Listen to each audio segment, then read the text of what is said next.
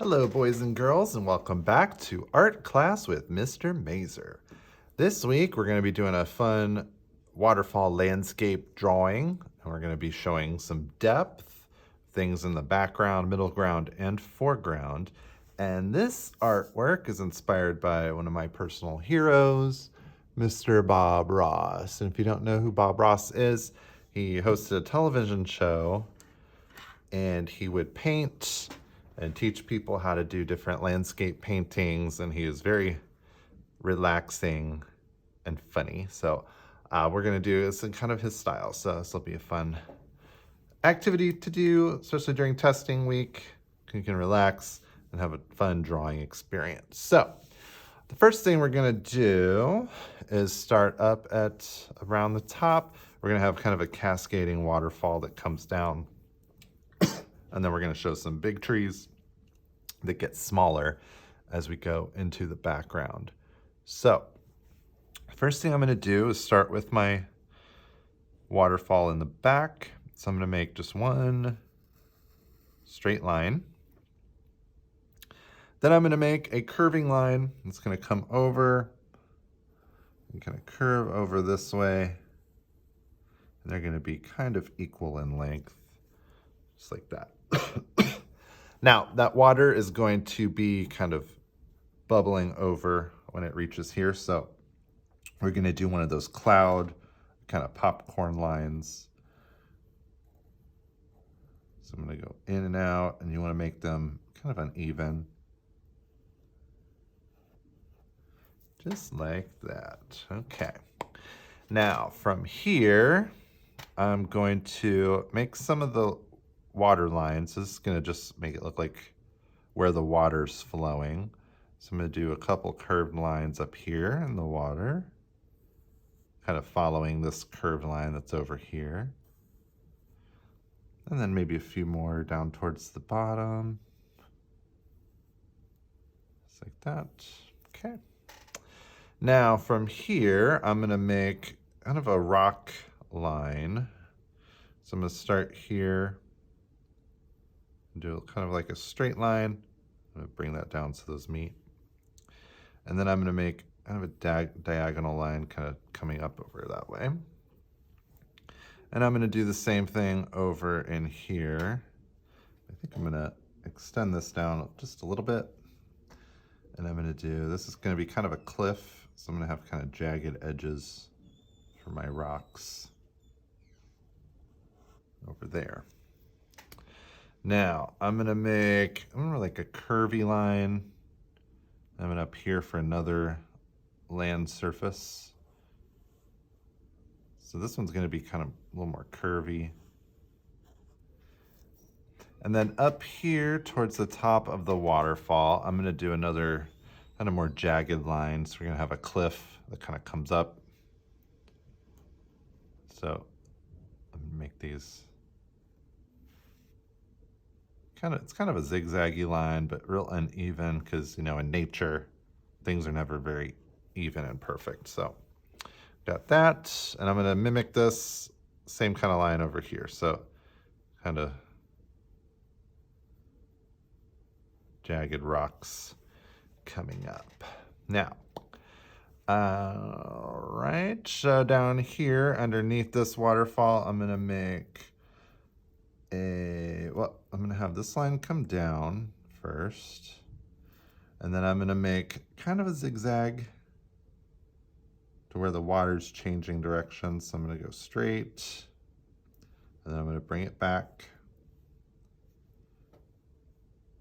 and then do another straight line, bring it back, and then we're gonna create the flow of water again. So I'm gonna come down, just like that.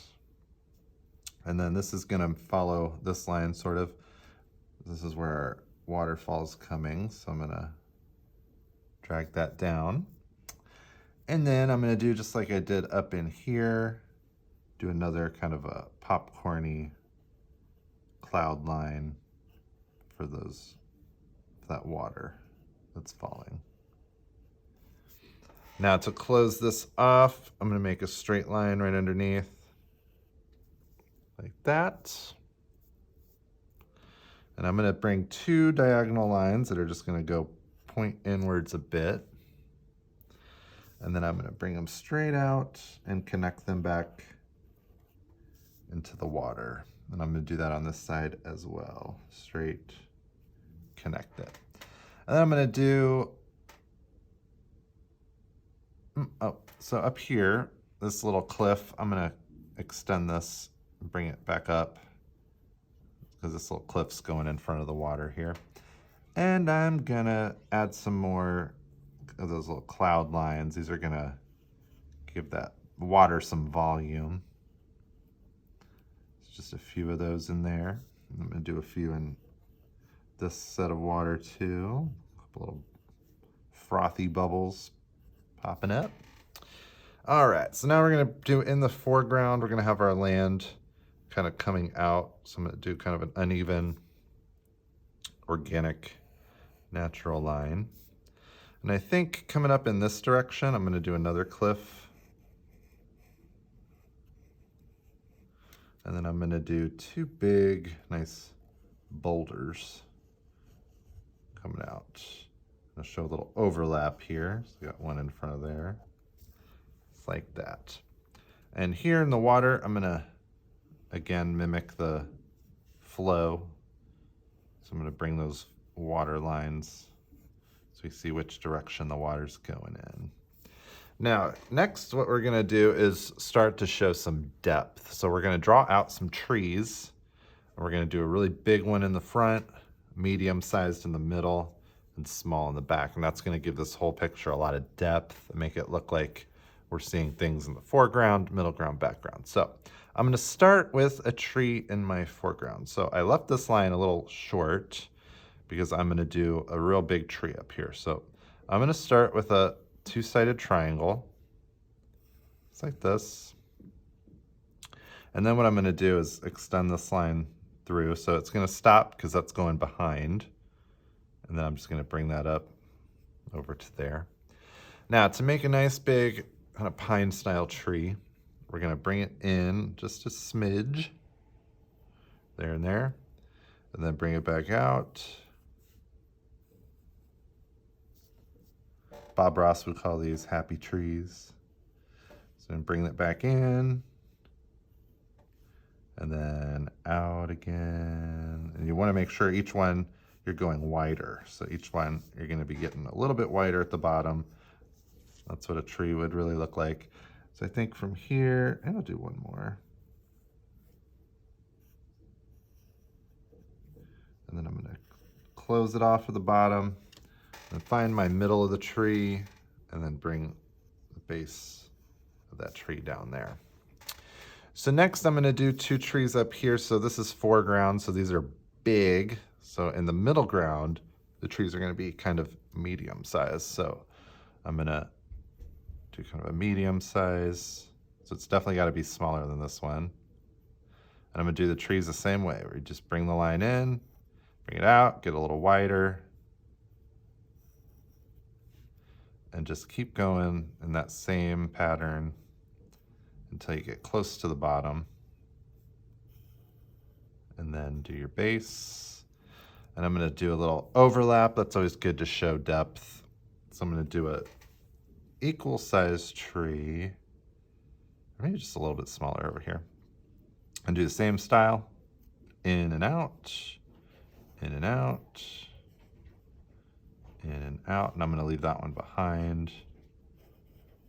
Kind of like that. And do the base coming over here. And so I'm going to do a tree, I think, over here. So it's going to be a little smaller than these guys.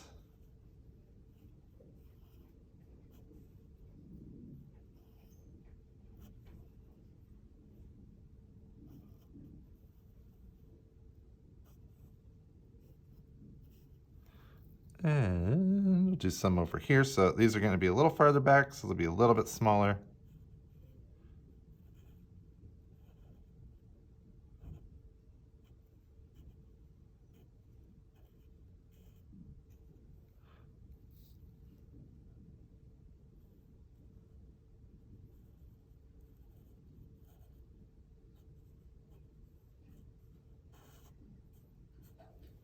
And then these trees over and back here, these are gonna be teeny tiny.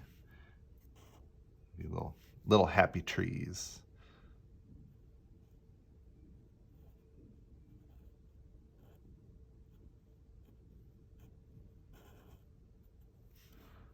And I'm gonna do one over here, so I'm gonna do real small.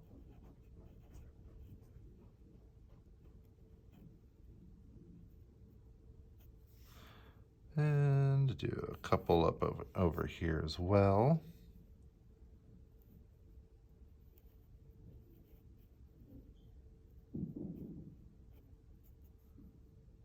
And you can go ahead and add more if you like. You're the artist, so it's totally up to you. And I think that is pretty good for our beautiful little waterfall landscape. So some tips for coloring this. I'll post the picture on the video so you can see what it should look like. So generally when you're showing depth with things foreground, middle ground, background, when things are up close to you, they're going to be very bright and very clear. So you'll have crisp edges, bright color. And then as you get farther back in space, they're going to get a little duller, a little darker. And that'll also help with your perspective. So you can go ahead and add as much as you like. You could do, more trees, add some kind of wildlife, totally up to you. So I hope you enjoyed drawing our Bob Ross inspired landscapes, and we'll see you next time.